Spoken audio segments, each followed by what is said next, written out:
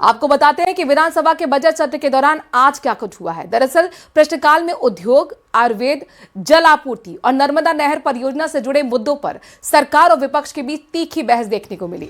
विभिन्न विधायकों ने अपने अपने क्षेत्रों से जुड़े सवाल उठाए, जिन पर संबंधित मंत्रियों ने जवाब दिए। उद्यमियों को उद्योग देने के लिए, सहायता देने के लिए सवाल पर संतुष्टिपूर्ण जवाब नहीं मिलने पर मंत्री राज्यवर्धन सिंह राठौर और नेता प्रतिपक्ष में हल्की बहस भी हुई। ये रिपोर्ट देखें। अंतर्राष्ट्रीय आयोजनों में भाग लेने पर व्यय का 75% अथवा अधिकतम 3 लाख रुपए। तो व्यय का 75% तो लगता है कि ठीक है, लेकिन अधिकतम 3 लाख रुपए की जो ये कैप है, सीमा है, मुझे लगता है कि उसको हटाया जाना चाहिए ताकि अधिकतम लोगों को, नए एंटरप्रेन्योर को हम लाभ दे सकें, उनको मोटिवेट कर सकें। अजमेर दक्षिण से विधायक अनीता भदेल ने पिछले बजट में उद्यमियों को विदेशी बाजार में व्यापार सहायता के लिए घोषित 30 करोड़ रुपए के प्रावधान पर सवाल उठाया। उन्होंने पूछा कि अब तक कितने उद्यमियों को कितनी राशि वितरित की गई है और MSME पॉलिसी 2024 के तहत कितनी फर्म्स ने आवेदन किया। साथ ही अधिकतम 3 लाख रुपए की सीमा हटाने पर सरकार का क्या विचार है। निश्चित रूप से आपने जो सुझाव दिया उसको हम ध्यान में रखेंगे, लेकिन मैं ये भी बताना चाहता हूँ कि इसको क्यों ऐसा रखा गया। सबसे पहले तो 30 करोड़ हमारी 3 पॉलिसीज के लिए वो है। राजस्थान एक्सपोर्ट प्रमोशन पॉलिसी के लिए भी, और एक्सपोर्ट प्रमोशन पॉलिसी में माननीय अध्यक्ष महोदय टोटल 149 एप्लीकेशंस आई हैं और उनमें से 94 को हम पैसा दे चुके हैं।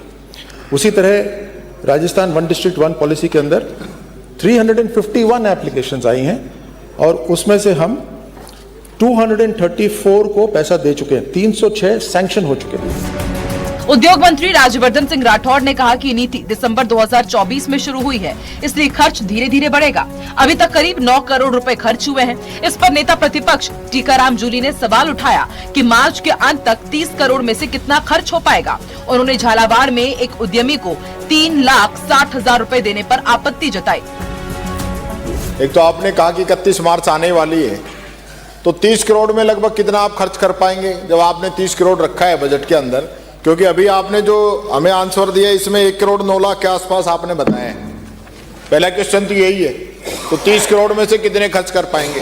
दूसरा, आप कह रहे हो अधिकतम हम जो है इसमें 3 लाख देते हैं। झालावाड़ का एक केस है जिसमें आपने 3,50,460 रुपए दिए जो आपने साथ लगाए, तो उस पर विशेष मेहरबानी क्यों है? एक इसका भी मैं जानकारी चाहूंगा। जम्वा रामगढ़ विधायक महेंद्र पाल मीणा ने जम्वा रामगढ़ क्षेत्र में जल जीवन मिशन योजनाओं की स्थिति पर सवाल उठाया। मंत्री कन्हैयालाल चौधरी ने बताया कि पूर्ववर्ती सरकार के समय 217 योजनाएं स्वीकृत हुई थी, इनमें से 62 पूर्ण है, 43 प्रगति पर है। माननीय अध्यक्ष महोदय, विधानसभा क्षेत्र जम्वा रामगढ़ की जल जीवन मिशन योजना को कोर्ट स्टे के प्रकरण एवं अन्य कारणों से बंद पड़ी है। सरकार उन्हें पूर्ण कराने की क्या मंशा रखती है? जल जीवन मिशन में स्वीकृत योजनाएं जिनका कार्य पूर्ण हो चुका है, उनके विद्युत बिल का भुगतान एवं नल जल मित्रों के मानदेय संचालन हेतु क्या संधान की व्यवस्था रखती है? वर्तमान में उपरोक्त सभी योजनाओं का कार्य न्यायालय में व्याज विचाराधीन के कारण बंद है। 10 योजनाओं का कार्य बौद्धिक रूप से पूर्ण जनता को पेयजल से लाभान्वित किया जा रहा है। शेष 58 योजनाओं में 68 गाँव का कार्य अपूर्ण है।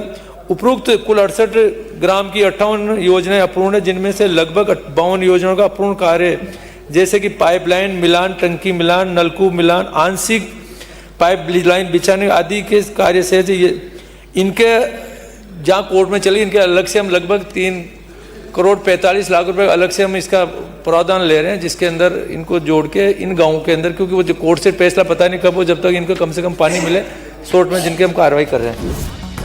सांचौर विधायक जीवाराम चौधरी ने नर्मदा नहर परियोजना में रिक्त पदों और टेल क्षेत्र तक पानी नहीं पहुंचने का मुद्दा उठाया। उन्होंने कहा कि पर्याप्त पानी होने के बावजूद अंतिम छोर के किसानों को लाभ नहीं मिल रहा है।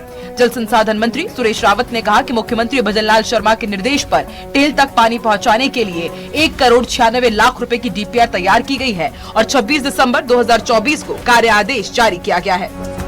न्यूज़ 18 राजस्थान के लिए जयपुर से सुधीर शर्मा की रिपोर्ट।